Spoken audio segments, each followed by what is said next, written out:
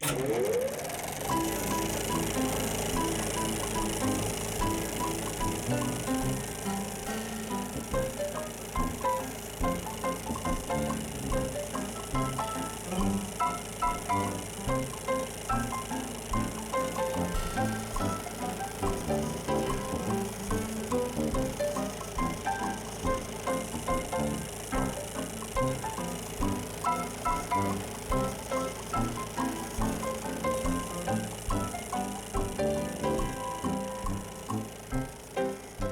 afternoon, everybody. I'd like to welcome you to Heritage Village. My name is Heather Culligan. I'm the operations manager here, and I'm so glad that you've joined us today, especially because we have a great treat. We have Jennifer Bush, who is the historian at Publix Supermarkets with us today, and she's going to tell us about the history of the company and really why we love Publix so much. So please give us a warm welcome to Jennifer Bush. Thank you. Thank you so much. Well, I came here to share some stories about Publix, but as people were coming in, I started hearing lots of stories from you. So I think it's pretty evident everybody's got a Publix story. I've been with Publix for 37 years now.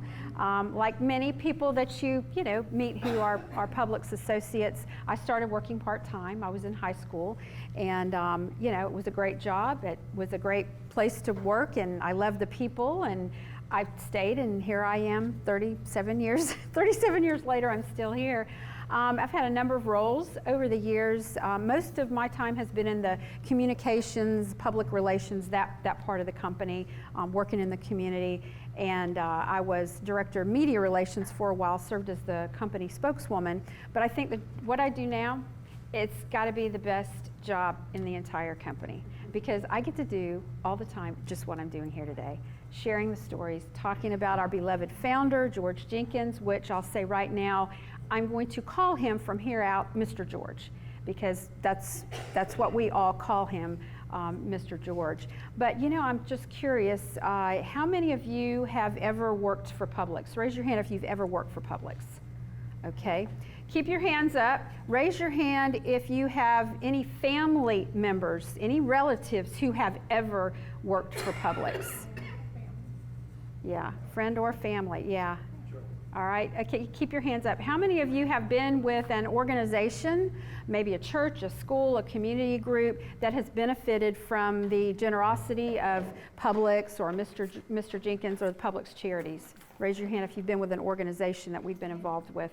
It's just like more and more and more hands keep going up here. And that says, this is your history. I'm going to be talking about your history because obviously you're a connected part of us and we're part of your family too. So hopefully today you'll hear some neat things about Publix, but not just Publix. It's a little bit broader. I want to talk a little bit about the food industry. I mean, we all have an idea of what the stores look like today. That's kind of what you think of when you think about Publix, a nice big modern building.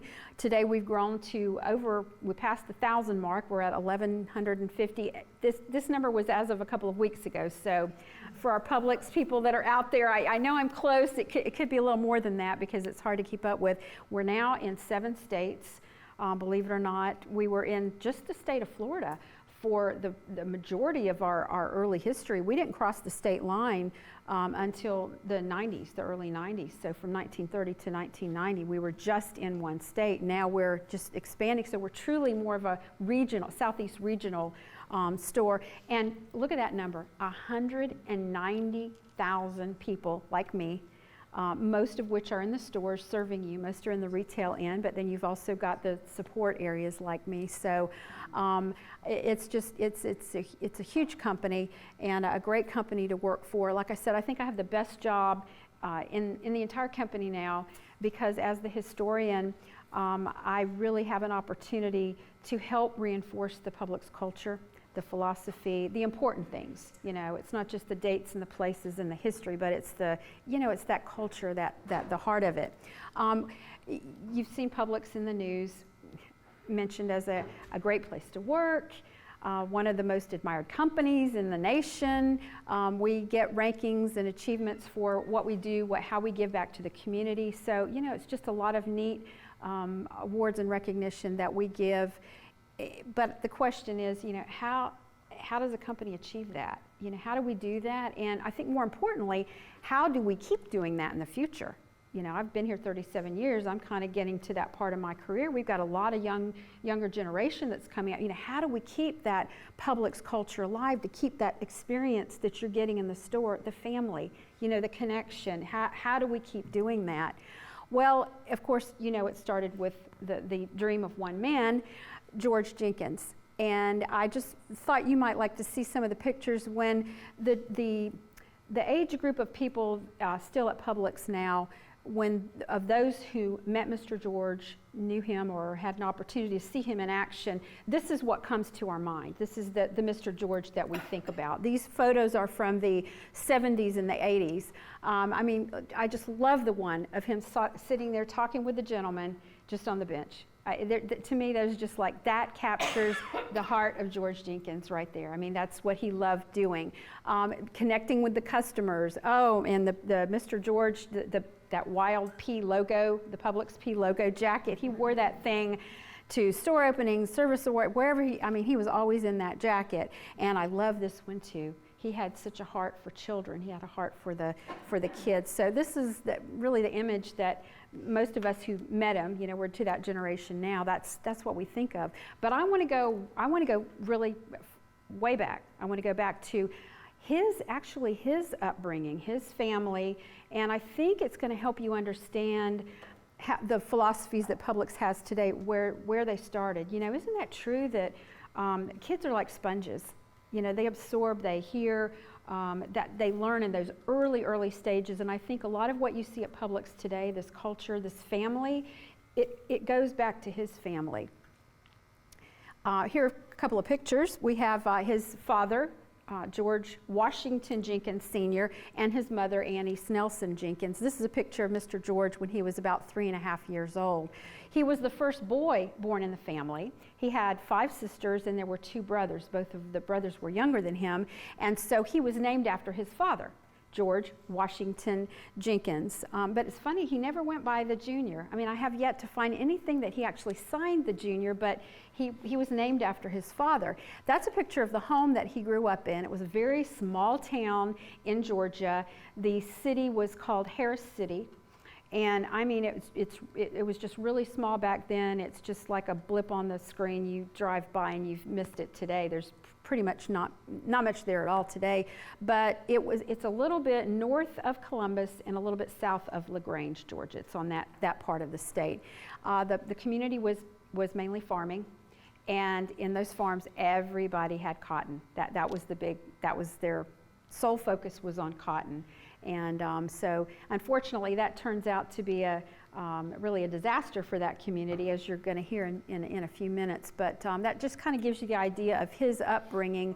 I think his mom is probably where he learned about giving back to other people, putting other people first. She was the one in the neighborhood that when someone was sick, okay, here, George, you get your brother John, and I've got this basket for Mrs. Jones. You take that over to the house.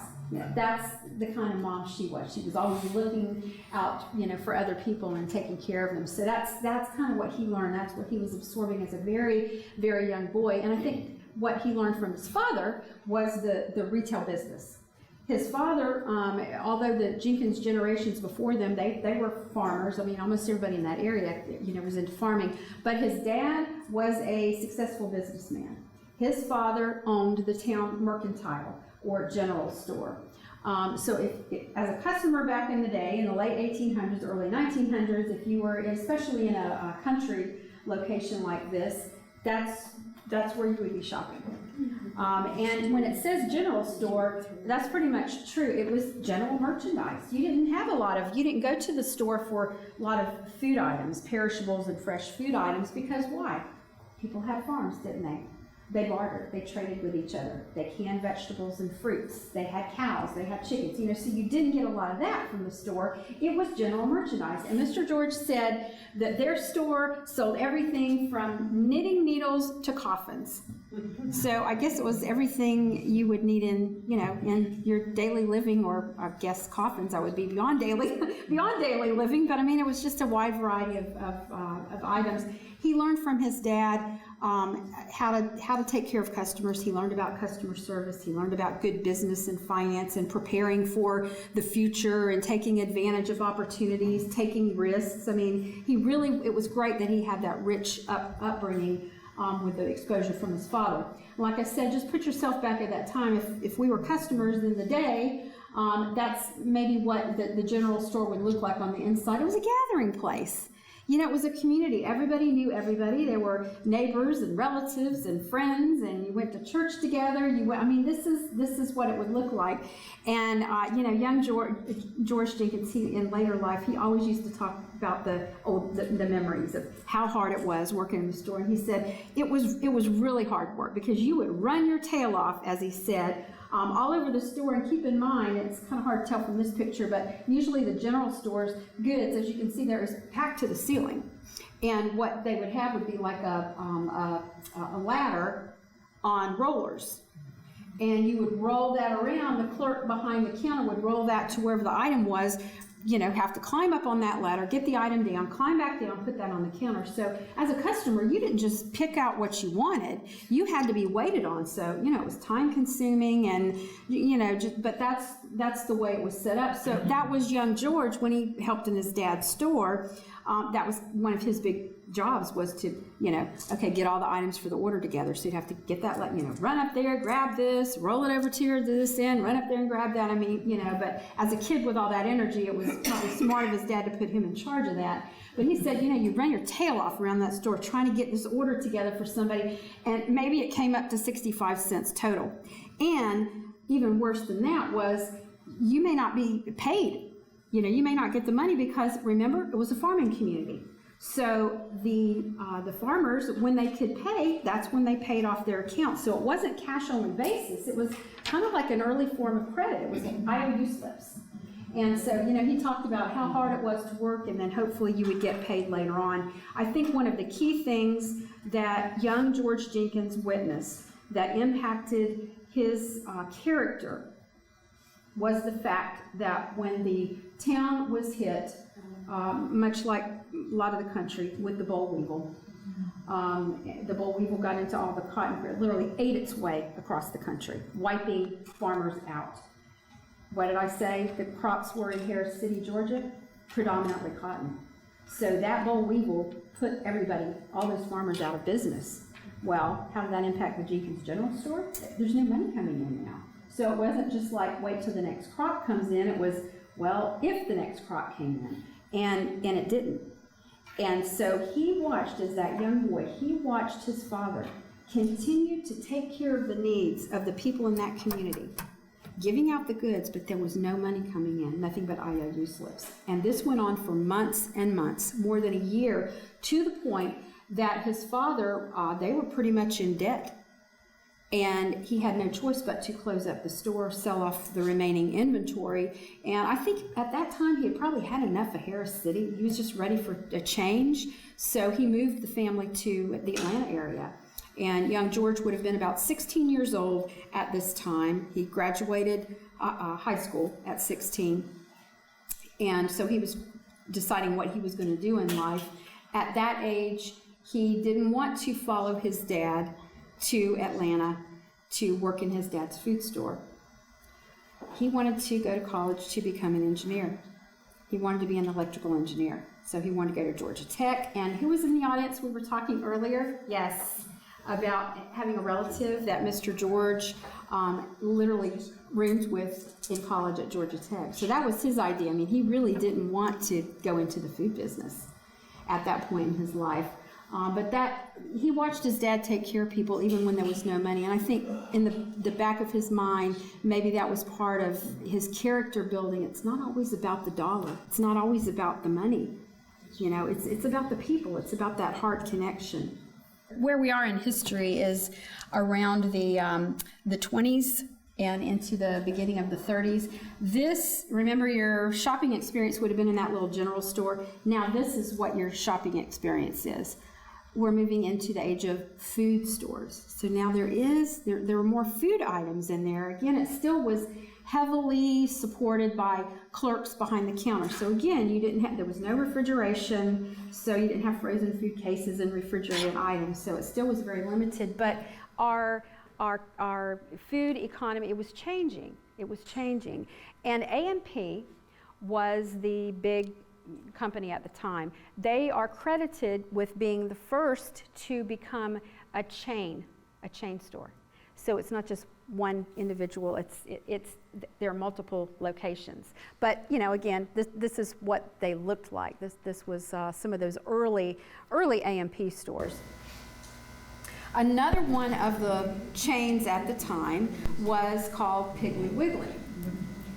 And the company, in their history, they don't really, I guess it's not validated as to where they got the name Piggly Wiggly. I'm going to tell you where we got the name Publix, but the story that is told most often is that Clarence Saunders, he was the founder of Piggly Wiggly. He was on a train riding, and he was looking out the window, and he saw these little piglets wiggling to get under this fence. And he made this little rhyme in his head. You just kind of have a fleeting thought, Piggly Wiggly. And then later, when he started his business, he wanted a name that everybody would remember. Believe me, everybody remembers Piggly Wiggly. I'm like, how'd you? So whether that's true or not, I can only share that's one of those stories that gets told over and over and over again about where the name came from. Clarence Saunders, he had a really good thing going with this chain. He was moving into more of self-service, and if you'll notice here, what do you see here? Baskets, hand baskets. So he would have baskets for people. They could go around the store. They could collect their, more of the items they could get themselves. So it was becoming more self-service. He's credited with being the first to move into the self-service arena. But it's still, look at the store. They're very small, not a big selection. That's what you were dealing with. I always thought this was kind of funny that, the turnstile. And look at all the stuff here, like fencing. I'm like, I don't know, what is he trying to do? Keep people corralled? Or I don't know. He was afraid they were going to steal something. It was just kind of like a weird format in that store.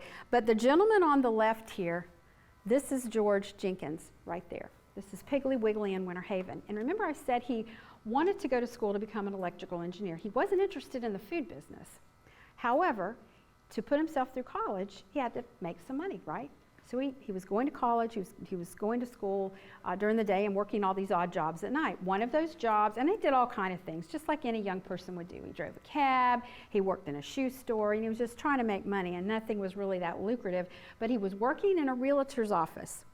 And in that environment, that's where he heard about all these rumors of the great Florida real estate boom. You know about that in our history, our Florida history, the big boom of Florida real estate.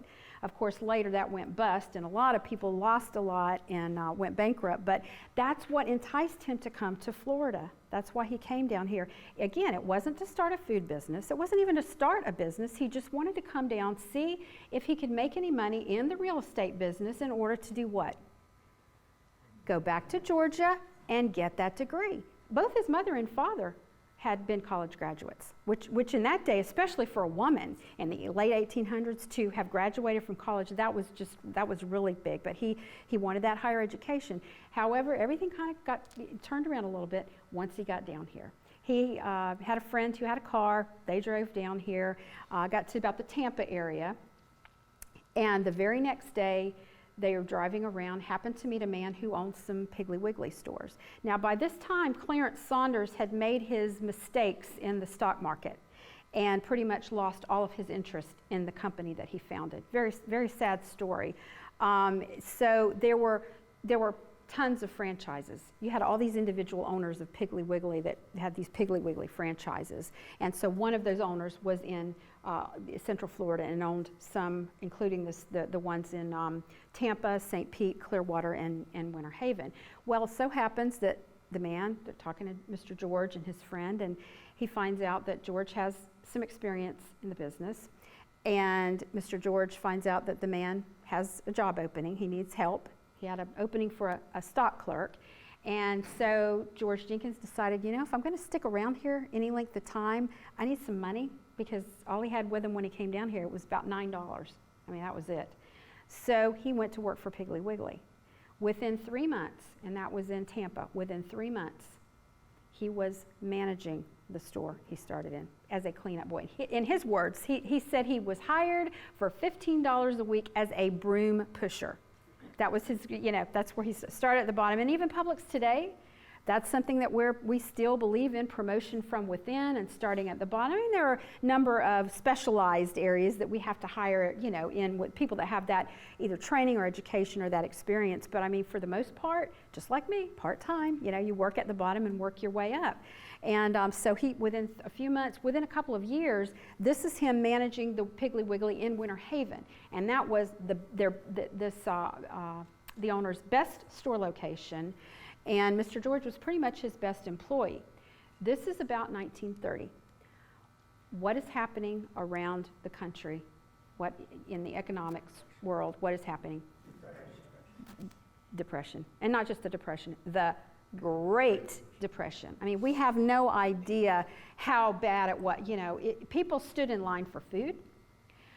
They stood in line for jobs. I mean, this just breaks my heart. Who will help me get a job? I don't want charity. That was the sentiment. People were just struggling. So this is the time period we're in. Piggly Wiggly was struggling just like every other business. But young George, he would have been about 22 at this point. He had some ideas for making the business better. The current owner wasn't really interested in his ideas, and then as things happened, that owner sold to an investor out of Atlanta. So now he's thinking, okay, well now I have another opportunity. When the new owner comes around to check out his investment, I'll have a chance to talk with him and share my ideas. And he was just, to him, that was common sense. It was a given. The new owner would be coming around to meet everybody. And when weeks go by, months go by, many months went by, and so he feels like he's working for an absentee owner there. He doesn't even know what the guy looks like, never met him, So he decides, maybe this man is just really busy.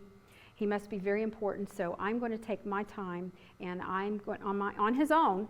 He drove from Winter Haven up to Atlanta to introduce himself to the new boss and to hopefully maybe share some of these ideas.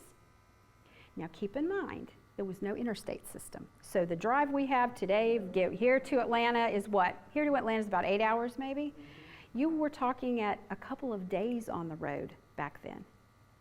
So this was no easy deal for him. He had to borrow a car, so he makes this whole effort. And I can only imagine putting myself in his shoes, driving up there, what would be going through my mind? What would be going through your mind? Wouldn't you be rehearsing your little speech you were going to give, and maybe you were thinking in your mind how you were going to be greeted, and I don't know, he just kind of built that up. He was nervous, he was intimidated, but he got all his guts up to do this. He gets all the way up there to Atlanta, walks in the office, introduces himself to the receptionist or the secretary, and said he wanted to meet the owner. And we don't know exactly what the office looked like that he walked into. And as humble and as much character as George Jenkins had, he never named this man. Never named him. So we don't know exactly who it was. But he said, as he was waiting there, he could hear in the next room the boss saying, "Tell him I'm too busy. I'm tied up in an important conference." Okay. He could also overhear what this important conference was about. And it was just a few people sitting in there, a few of the guys got together, and they were talking about a recent golf game. One of them had played golf, and you get together and you talk about how the game went. That's what was going on in that next room. He has driven for 2 days on his own time, on his own money. He just wanted an opportunity to shake his hand and say hello. The boss didn't make any accommodation for him. He didn't say, I've got some people with me right now, see if Mr. Jenkins can come back later or come back tomorrow, or he'd be in town. Nothing. There was no feeling that he was appreciated or valued, or there was no interest in him. So that was kind of like rubbing the salt in the wound. And at that point, he said, okay, that's it. I'm done. I'm going to go back and I'm going to start my own company. And, to me, it's kind of, when I think about it, it's kind of crazy to me because, again, it's the Great Depression. People were standing in line for jobs, for food. I mean, you didn't leave a steady paycheck at that time. Why not wait till the economy got better? No, it was the principle of it. He could not work in a situation where he wasn't valued, he wasn't listened to. And so he came back, and on that long ride home, he said, I committed to two things. He said, if I ever become a big shot in the business, number one, I'm going to be in my stores. In other words, he wasn't going to be an absentee owner, right? He was, and I can tell you for a fact that he was in the stores through his whole career. You saw some of the pictures a minute ago. And after he had a stroke in 1989 and he was wheelchair bound, so he couldn't communicate very well, that didn't stop him. He had a nurse, and let me tell you, she would help load him up in the car, and she would take him whatever store he wanted to go to. He would be in the warehouse. He was connecting with people, with customers, and with his associates. The second thing he said he was going to do is that I'm going to keep my door open. If somebody wants to talk to me, if they have a problem, they're going to be able to talk to me. And again, I can say when I started in 1980, Mr. George's office was down the hall from me. Walking by, if he was in there, it was very easy to be able to get in to speak to him. But it was more than that physical, because he wasn't in the office a lot. He was out there doing what he said he was going to do. He was in the business. But it was that door of communication, the openness, the connection. That's what you had those are the principles, those are the philosophies and the values that we have tried to maintain and to keep passing that forward, to perpetuate over the years. So it's that same kind of openness with employees and customers today. He happens to find real estate space. He found an empty business to rent, and ironically, it was right next door to the Piggly Wiggly that he just left. So again, I'm telling you, to me it sounds like crazy here. You're going to leave a job to start your own business in the Depression, yeah. And where are you going to open? Right next door to who is going to be your main competitor. I mean, it's just really unbelievable. But he knew the secret. And he knew that if he had that diversity of thought, if he embraced, if he put all his focus on his customers, if he were able to do the things that he wasn't allowed to do at Piggly Wiggly, the sky was the limit, and there's just no end to what he could do there. So he opens up next door, and apparently the meat manager who worked at the Piggly Wiggly and the assistant store manager who worked under him, they both knew a good thing because they came over, left Piggly Wiggly to come with him and help start up the store. He got a few investors from the community and got the money he was going to be buying a car. And he decided to forego the car to put that money into his little business here. And you've heard that Publix is we're the largest employee-owned company. We're privately held. We're owned by me, by Tommy, by the Publix people. We all own the company. That started in that store right there in 1930. He had a few investors that bought $100 worth of share of stock. But he knew that he wanted his other employees. There were about maybe 8 employees in that store. He wanted everybody to own a piece of it because he knew the secret. He knew if you own something, you take better care of it, right? You're more loyal to it. You care more. You give more. He knew that secret. So, okay, how does he get these people to buy the shares when they really couldn't afford to? Okay, he gave them a raise. He gave them each a $2 a week raise.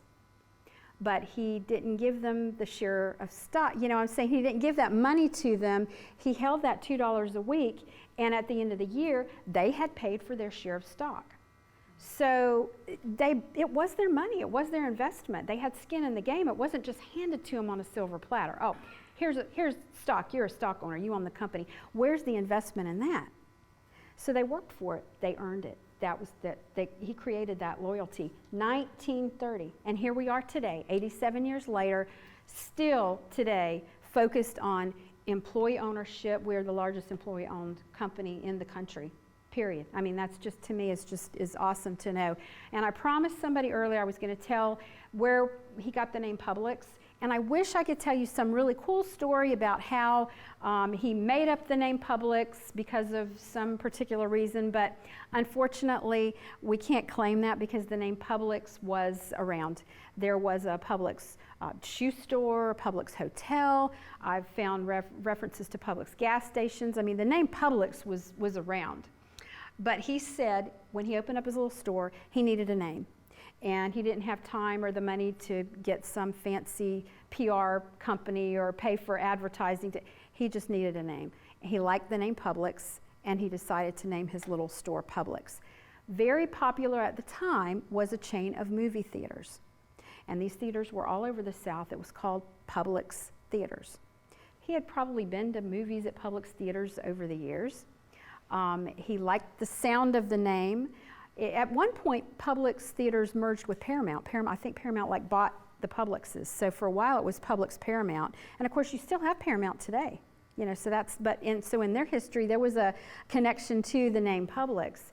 At some point, they all went under, and so, we don't have the Publix theaters anymore. Every once in a while, somebody will send me a picture of a building, and you can see Publix Theater on it. It's really cool.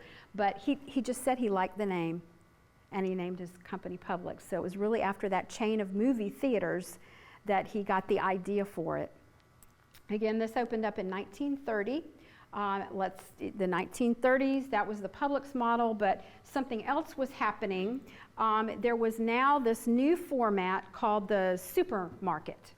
So remember, okay, we're going from general store, right? We went to the food stores and the food markets, like the little Publix there. Now somebody came up with this great idea to have a larger store, get some cheap real estate like a warehouse, or keep in mind after the Great Depression there was that kind of real estate available cheap. Get warehouse space, and instead of having a little store here, put all of that together in one location. Put more products where people can self-serve.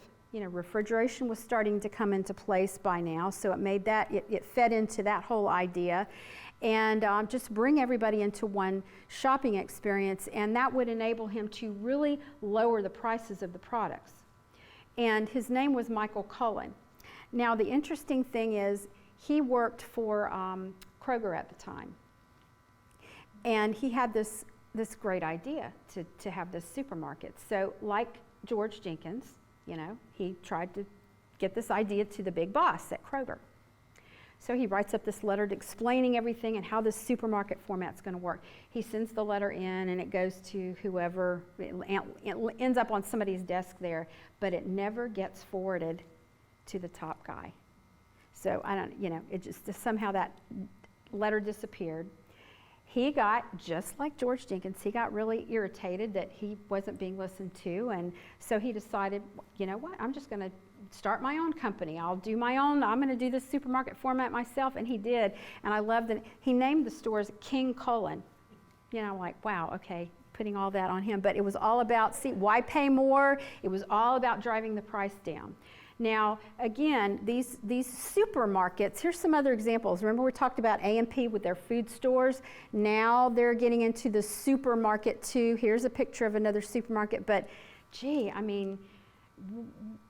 would you want to shop in? To me, that's just not they don't look clean. They're kind of dingy. It still wasn't to the level that George Jenkins knew it could be. He liked the supermarket idea, but he didn't like what he had seen with these other examples. So he began coming up with a plan to open up the most fabulous supermarket anybody had ever seen. That happened in 1940, just 10 years after he opened his first store, remember, at the height of the Great Depression. And this store was just a couple of blocks away from that first one in Winter Haven. It was beautiful outside. It was beautiful inside. This is from the opening day, and I can tell you why all of those people are just lined up at the doors waiting for it to open. Because he put something in that store that nobody had done before. Actually, there were a couple of things that Publix is given credit for. The biggest thing, though, was anybody know? Yes? Air conditioning. Air conditioning was one.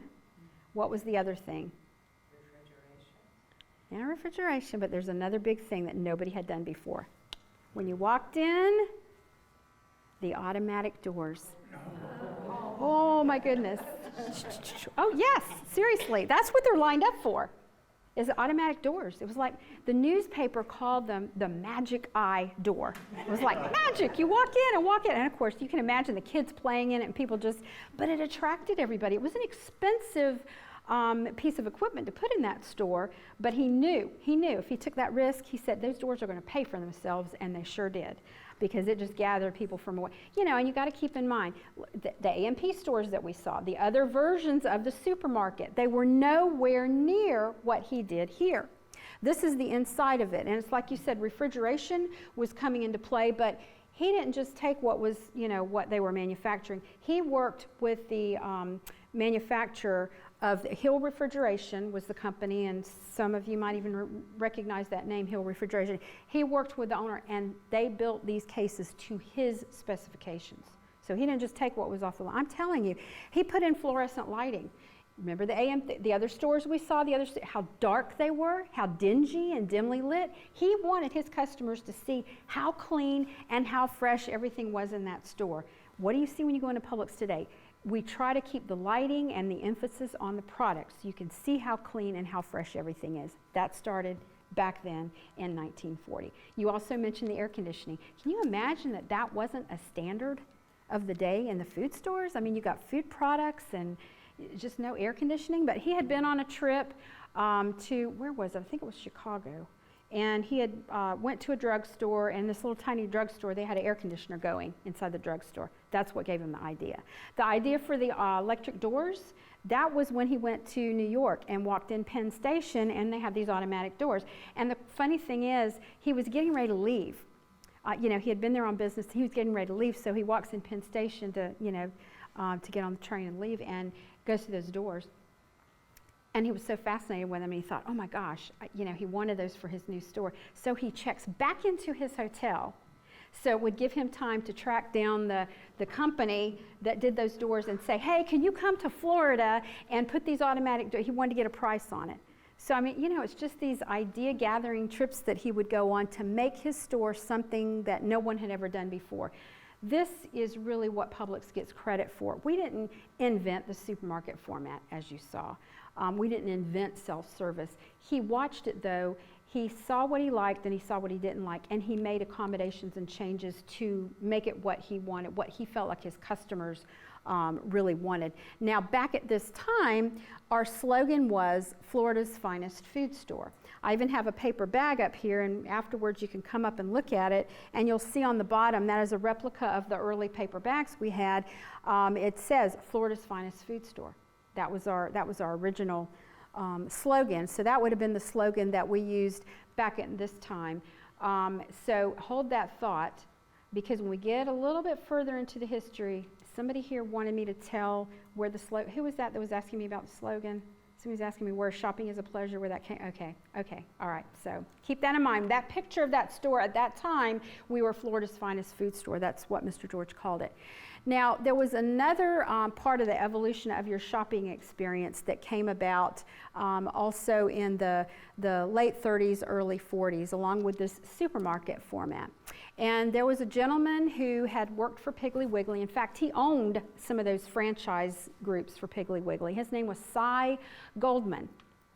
And Cy Goldman was sitting in his office one day, and he was trying to come up with, how do I make it easier for customers to buy more products? Remember the Piggly Wiggly picture and well, it was like a wooden or wicker type basket. I mean, that was it. That's what people used, right? He just kept looking, thinking about how could he do that. He was looking in his office, and across the room, he saw a wooden folding chair.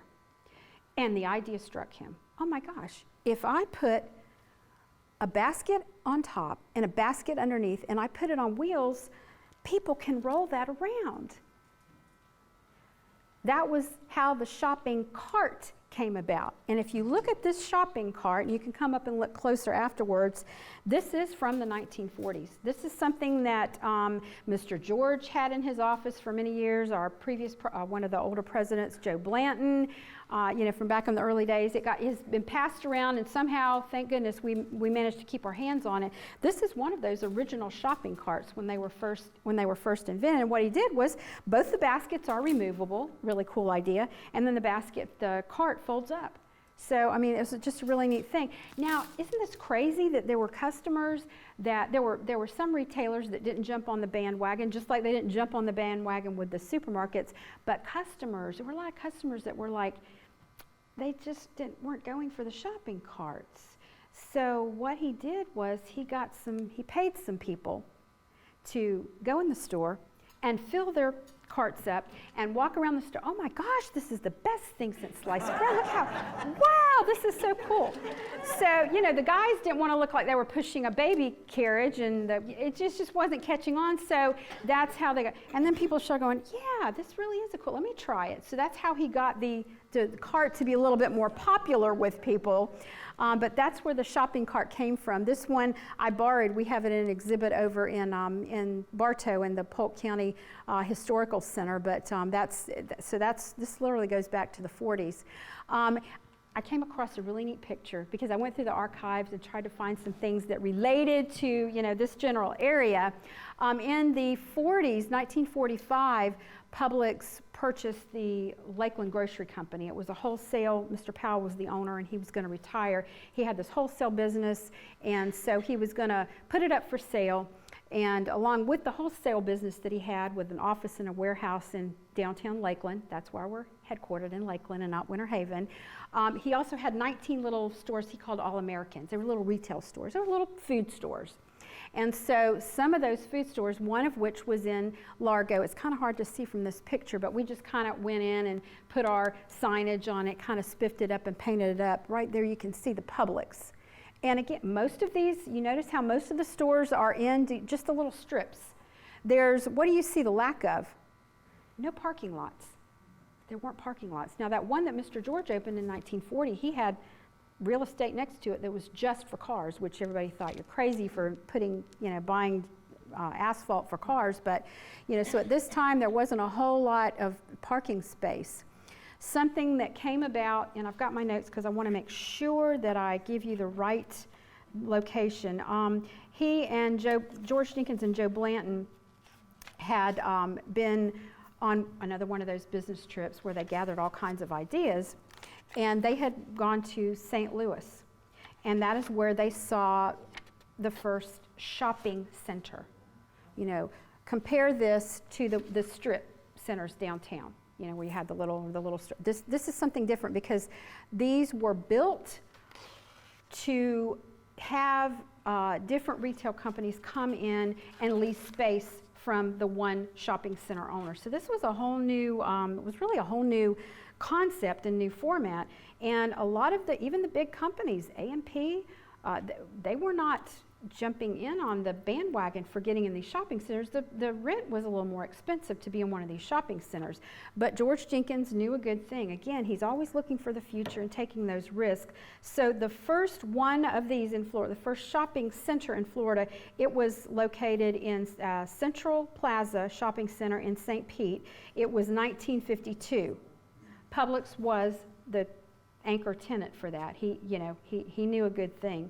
Now, the second one that's located in Florida, it was also in this area.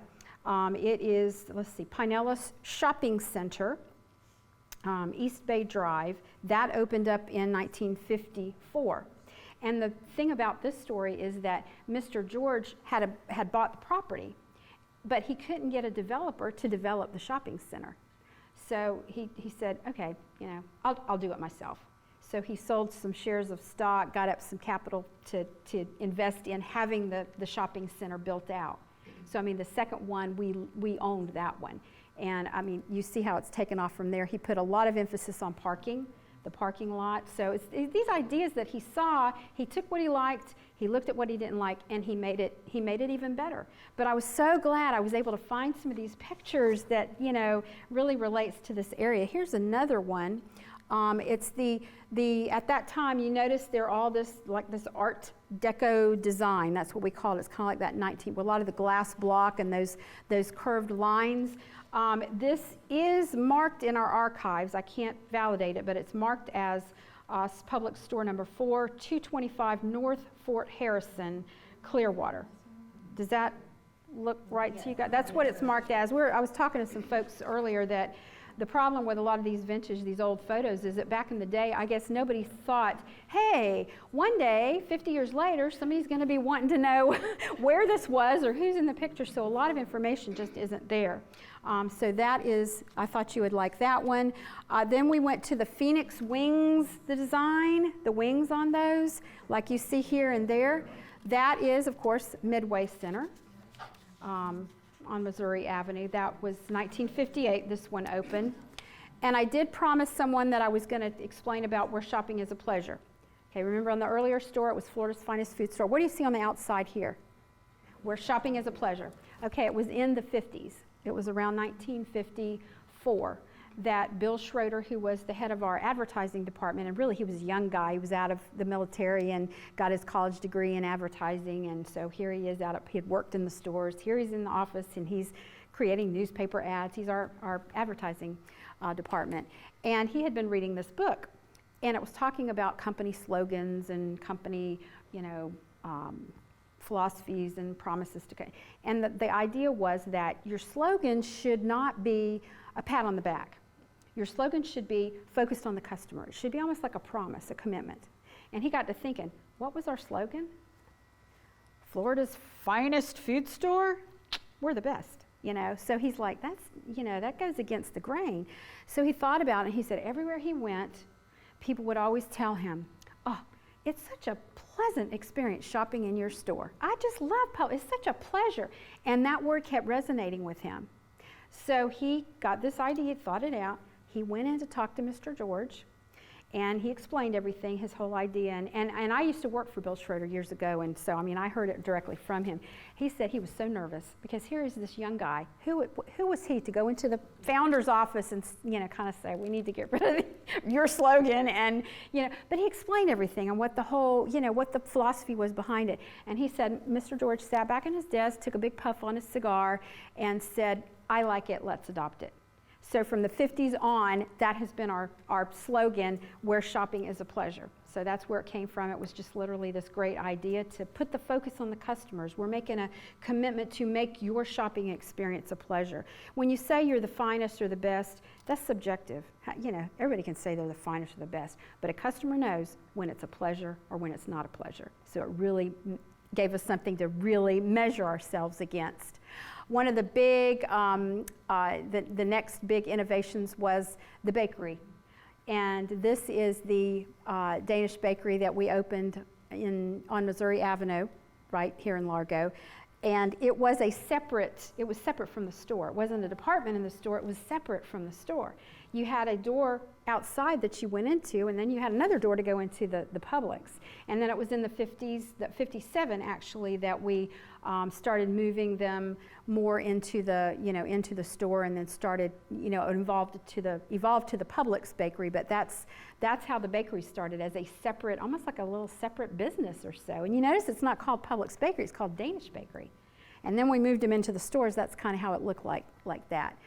The other thing I thought you'd like to see is early days of the deli departments.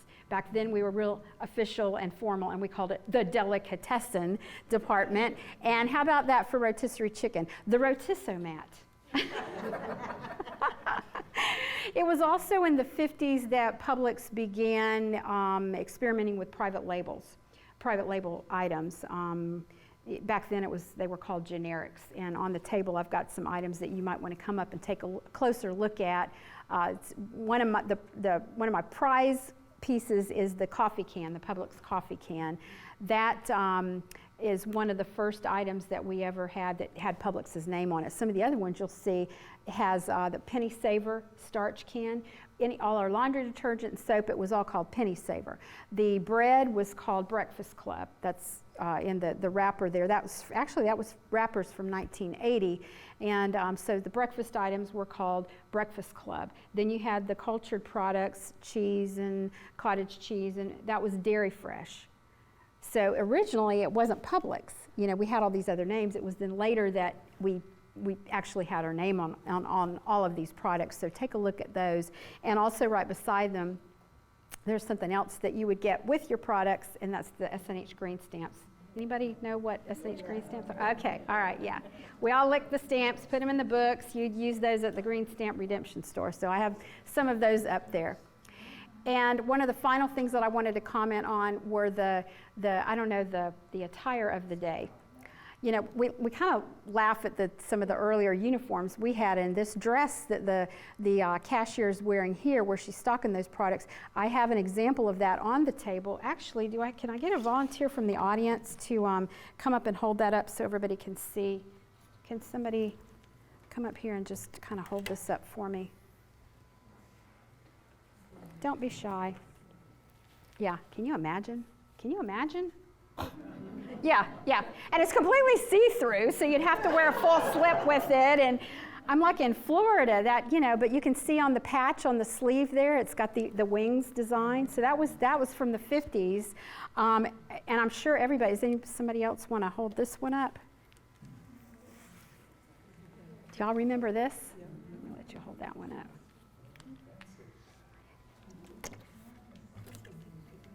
And before the lime green, though, I guess we got into the pastels. We had blue and yellow, and I didn't even believe this was really a Publix uniform, because somebody said, "Oh yeah, I'm going to donate my old Publix uniform." When she brought it in, I thought, "Oh, I think you're mistaken. That can't be Publix. We would never have orange." But sure enough, it was. It's got so this was like the evolution. I think it would have been the 50s down there. Then we had these bright colors here. Then we went to the blues, the pastels, and then the lime green uniform, which I think that's kind of cool. I don't know. I just like that. So I'm going to leave these up here, and you can come up and look at them in a minute and get a closer look. But those are some of the real deals. But, as customers, we don't get away with it, because as funny as the old uniforms look at how the customers dressed. Hats, pearls, like, Mrs. Cleaver or something. I mean, it was a fancy thing back then. So I just thought you guys would like to see that. And, I said at the beginning, the most important thing is that how do we keep all of these great values alive today? How do we tell these stories? How do we perpetuate it? And I love one of the quotes that Mr. George had. There are some little booklets up here on the table, and each of you please take one. And they're pretty much the philosophies of Publix. If you want to know about our company and what we believe in and what what our foundational values are, that's what's in that little brochure. That's what we teach our new associates. That's what we try to use to develop our people. So grab one of those, and you'll see this in there. He always said, some companies, they're founded on policy. It's policy and this really firm lines. But he said philosophy, which is the things you believe in. That's what's most important. Policies change, don't they? Philosophies don't change. Philosophies, they're not compromised. That's your belief system.